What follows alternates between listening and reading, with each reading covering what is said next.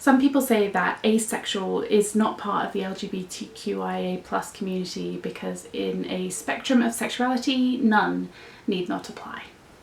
If you don't experience sexual attraction, then your sexual attraction isn't deviating from the norm, so you can't join the minority ranks. You don't belong. I didn't know that you could just opt out. Like, that sounds stupid now, but at 15, I didn't know that I could just not want to have sex. So when I was sexually assaulted, I said thank you. When he did it anyway after I said no, I said I love you. And I so believed that narrative that even now I think I sometimes get the words mixed up in my head. I'm not sure I learned what they mean or what they're supposed to mean. I think I filed them in the wrong categories. I know that I filed I love you in my armoury. I whispered it as he fell asleep until he didn't say it back, and I could run downstairs into the bathroom and cry. And I didn't know why. I didn't know why pleasure didn't feel good. I didn't know why I felt like vomiting ants. I didn't know that I could just opt out. People say asexuals don't experience the same level of persecution, so that's why they don't count. But locked in a bathroom, trying to feel inside myself to work out which bit of me was torn, wearing an engagement ring and feeling like a freak because the world felt like arrow tips and angry when it was supposed to be the best thing since sliced wrists. Believe me, I persecuted myself. What's wrong with you? Just let him do it. It doesn't hurt you, it's what's normal, it's what he wants, it's what you should want, so just do it. It's just a small sacrifice, and marriage means sacrifice. You'll learn to like it, or put up with it, or disassociate. Get over it. I said all the right things at school to my friends. They were wowed by my sexual expertise. I learned tricks to make him come quicker to get him off of me, and my best friend Nicola giggled and said she could not believe I was so filthy. Me either. I felt filthy. But I consumed information from the internet discreetly.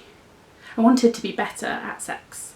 I wanted to be better, normal, not broken. I wanted to make my fiancé feel good. I wanted it over quickly. I wanted him to get off of me. I wanted to feel good. Get off me. I wanted to want. But I didn't. And I didn't know that you could just opt out. So I piled trauma on top of tear stains and cemented myself into a paralysed state of sexuality, alone. Nothing on TV looked like me. My friends talk so loudly about vibrators, flavoured condoms and impractical shower sex. I laughed a lot. I cried a lot. For me, asexuality was just part of my journey. Some people's sexuality is fluid, and that includes me. About 12 years later, it hit me. At 27 years old, my brain clicked a light on and I felt everything people had told me about. Holy shit, I want to fuck that girl. But I couldn't. It took years to dig up the idea of safety. I had made it a deep grave inside of me and poured cement of sexual trauma and not knowing how to trust myself to only do what was good for me over it. You can't tell me that my sexuality is more validly minority now just because the person I love is a she. When getting with her was no struggle at all, life falling into place so easily. But not one single person told me at 15 that I could opt out of sex.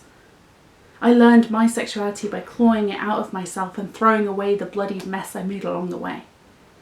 I had to fight for it. I had to learn by myself, alone, and feeling faulty. Scratching curse words into my skin to make myself as ugly on the outside as I felt broken on the inside, hurting. The first Pride was a riot.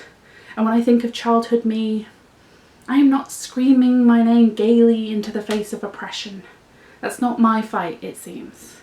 I'm throwing bricks that say asexuality, trying to smash through what society has created for me. My struggle was with the illusion that no matter who it's with, everybody wants to have sex, but me. You can't tell me I don't belong in this battle. I've been fighting to understand myself so long. I have wounds still healing. I am a wound still healing. My persecution, self-inflicted or small as you might think, it matters. I matter, as does what's left of my pride. I am LGBTQIA plus somewhere in the mix of colours in a light spectrum, bending under the weight of trying to include everyone who has ever felt wrong. I am included, even if you don't want me. Even if my struggle doesn't look the same as yours, there's commonality. Trust me. And if I could opt out of feeling like I don't belong anywhere, then I would, but this is me. This is me.